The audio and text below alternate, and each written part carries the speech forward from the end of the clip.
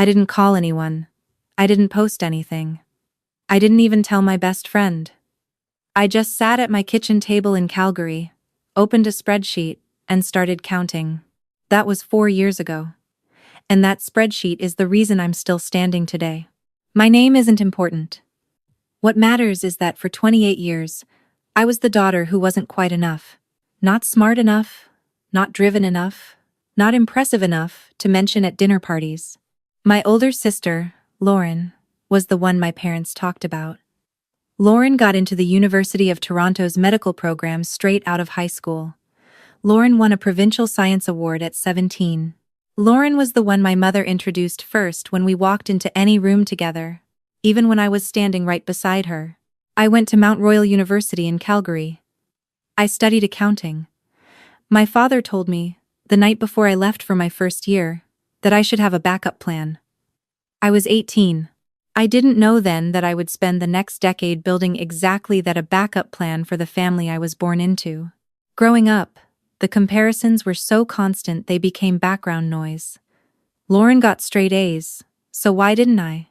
Lauren practiced piano for 2 hours every day, so why did I quit after 1 year? When I was 12, I drew a picture of our house for an art class project. I won second place in the school's year-end display. I brought the ribbon home and put it on the fridge. 2 days later it was gone. I found it in the recycling bin, under some flyers. My father said he'd moved it by accident. He never looked at me when he said it. I stopped bringing things home after that. Lauren was kind to me, mostly. She never rubbed it in, never gloated, but she also never pushed back when our parents compared us.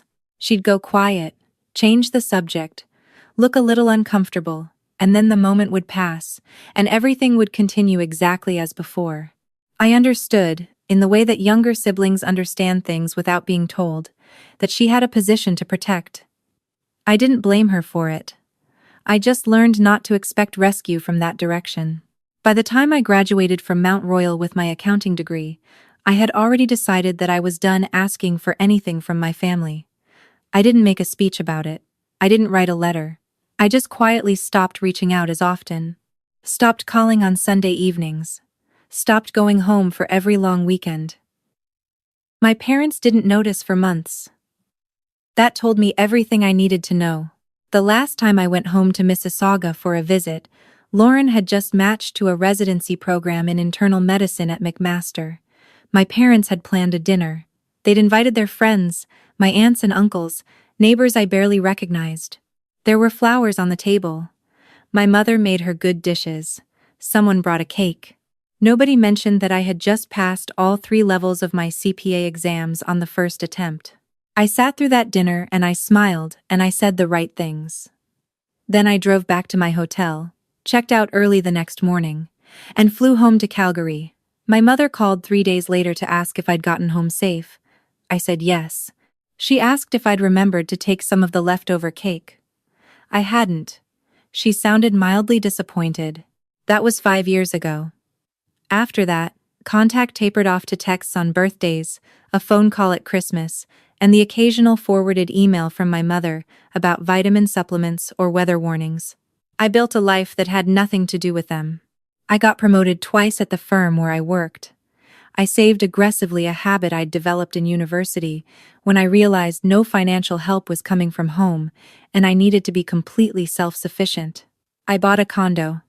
I had good friends, a routine I loved, a life that felt genuinely mine. I was not waiting for anything from my family. I was not angry anymore. I was just done. And then my father called on a Tuesday afternoon in March. I almost didn't pick up. I was in the middle of reviewing a client file, and his name on my screen felt like something from a different chapter of my life. I answered because something in my chest tightened in a way I couldn't ignore. He sounded tired. He said he needed to talk to me. He said things had been difficult lately. He said he and my mother were in a tough spot financially, that some investments hadn't gone the way they'd hoped, that they were having trouble with their mortgage payments.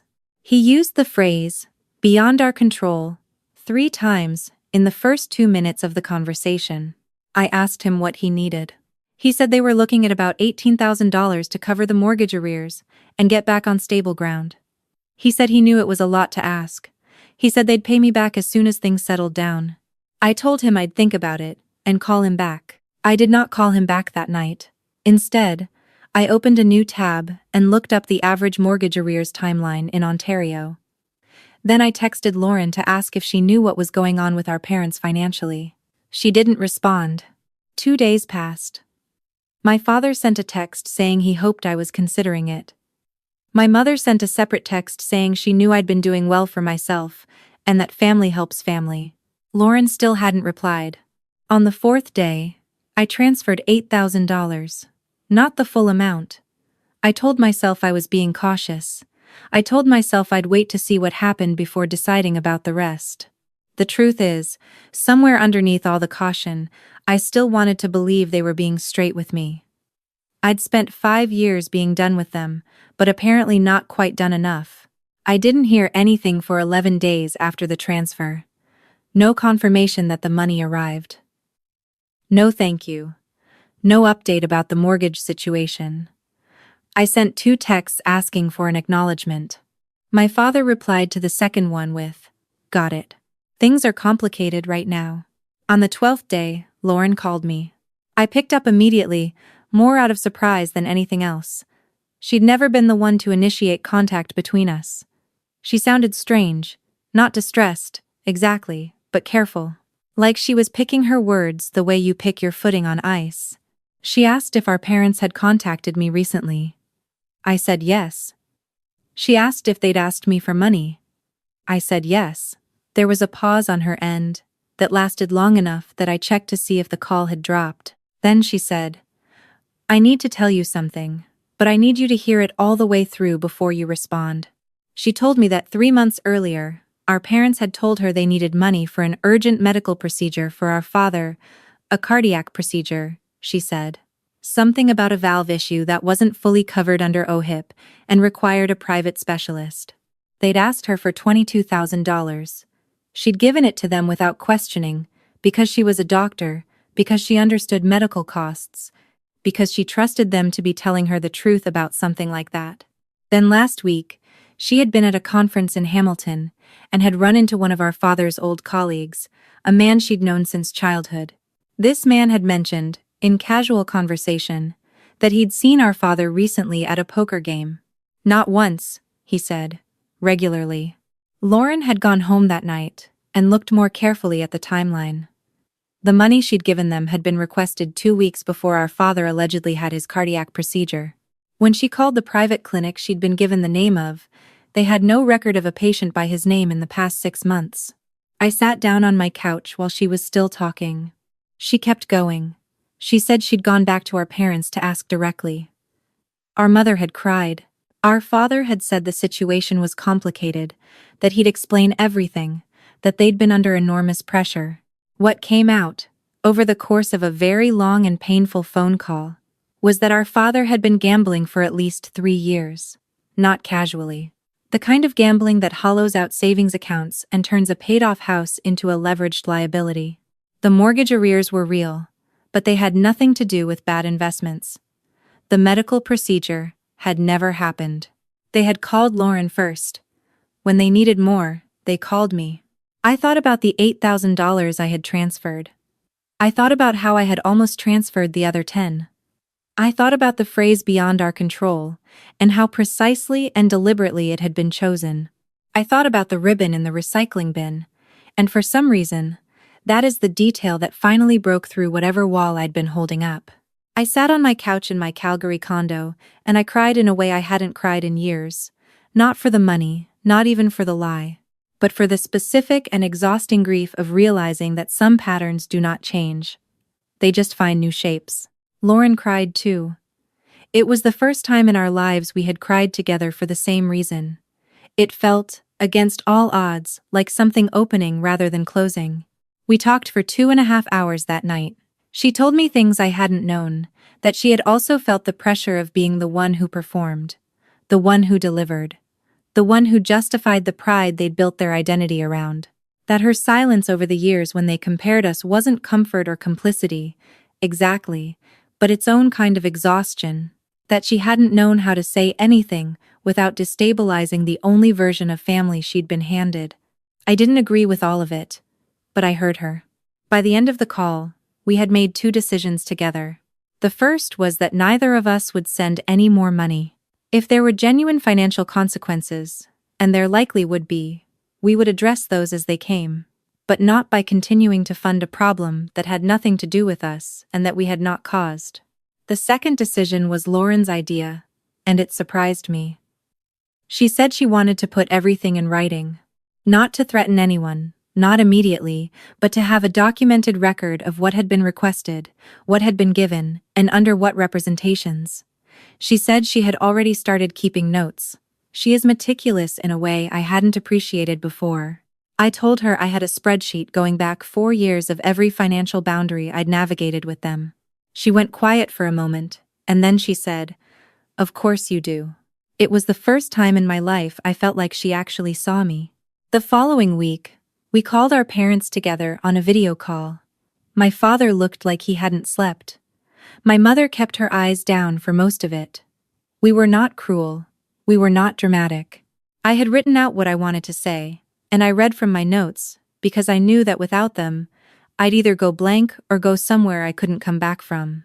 I told them that I knew what the money had actually been for.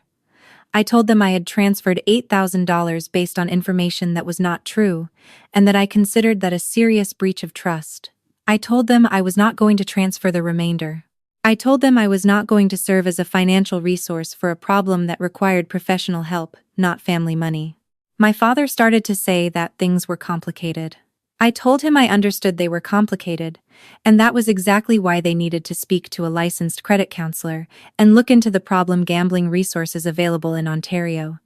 There are good ones, including the Connex Ontario Helpline and the Responsible Gambling Council's support programs. I had looked these up the night before, and I read them out. My mother looked up from her hands for the first time. Lauren said her piece after me. She was steadier than I expected. She said she loved them, and she was not abandoning them, but she was not going to participate in any further deception, and she would not be providing financial support until they had engaged with actual help. She said this without her voice breaking, which I think surprised all four of us. My father said we were being unfair. My mother said she didn't understand why we were doing this to them. Lauren and I did not argue those points. We said we'd check in 2 weeks, and we ended the call. I sat in the silence of my apartment afterward and waited to feel something dramatic. Guilt, maybe, or relief, or the satisfaction people talk about in stories like this, where justice arrives cleanly. What I actually felt was tired. The kind of tired that comes after years of bracing, not hours. But underneath it, something else, something quieter. Lauren texted me 20 minutes after the call ended. She said, "You handled that really well." Then, "I'm sorry I didn't say that more when we were kids. You handled a lot of things really well." I put my phone down and looked out my window at the Calgary skyline, and I thought about the accounting degree my parents never mentioned at dinner parties. I thought about the CPA exams I passed alone. I thought about the condo I bought with no help from anyone. I thought about the spreadsheet that has every transaction documented in a way that would hold up to scrutiny. I thought, I did build something. I built exactly the right things. Our parents have since connected with a credit counseling service in Mississauga. Lauren confirmed this after calling to check. Our father has not admitted the full extent of the gambling to us directly, but he has stopped asking for money.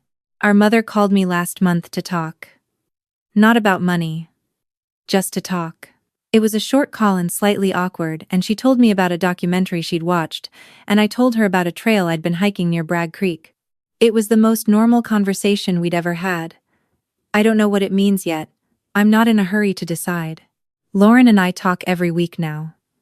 We are learning each other as adults, which turns out to be a different thing entirely from being siblings in the same house. She is sharper and funnier than I knew.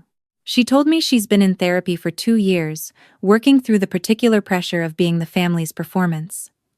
I told her I dealt with the particular loneliness of being the one who didn't perform. We are, it turns out, each other's best witnesses. I'm not going to tell you it all resolved cleanly, because it didn't. I'm not going to tell you I got the $8,000 back, because I haven't. I'm not going to tell you my parents suddenly see me clearly after 28 years, because that's not how people work. What I will tell you is this: I have the spreadsheet, I have the documentation, I have a sister who finally knows the full picture. And I have a life in Calgary that I built from the ground up, with no help from anyone who should have helped me, which means every single piece of it is entirely mine. That turns out to be worth more than I knew how to calculate. But I'm an accountant. I'll figure out the number eventually.